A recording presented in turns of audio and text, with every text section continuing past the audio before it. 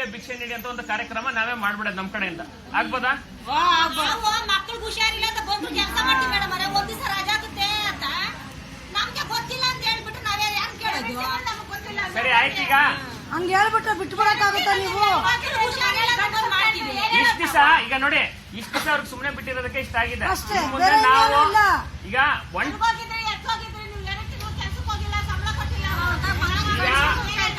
ಈಗ 129 ವಾರ್ಡ್ ಅವರು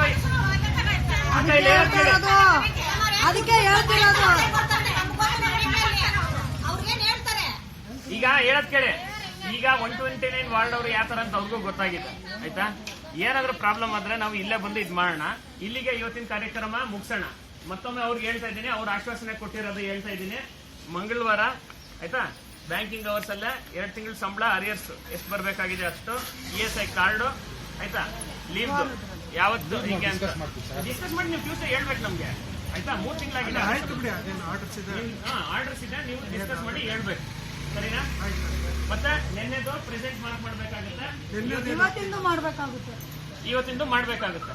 ಸರಿನಾ? ಆಮೇಲೆ ಆ ಮೇಸ್ತ್ರಿಗೆ ನೀವು ಸ್ಟ್ರಿಕ್ಟ್ ಆಗಿ ಹೇಳ್ಬೇಕಾಗುತ್ತೆ. ಮತ್ತೇನಾದ್ರೂ ಮೇಸ್ತ್ರಿಗಳು ಯಾರಾದ್ರೂ ಮಾಡಿದ್ರೆ ನಾವು ಅವ್ರ ಮೇಲೆ ಪೊಲೀಸ್ ಕಂಪ್ಲೇಂಟ್ ಫೈಲ್ ಮಾಡ್ಬೇಕಾಗುತ್ತೆ. ಸರಿನಾ ಸರ್? ನೀವು 3 ಜನ ನಿಮ್ ಮುಂದೆ ಹೇಳಿದೀವಿ.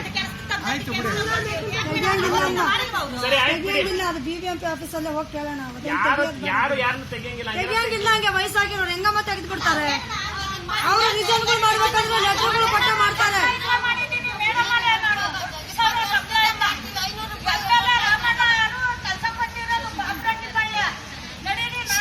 ನಿಮ್ ಮೇಸ್ತ್ರಿ ಯಾರಮ್ಮ?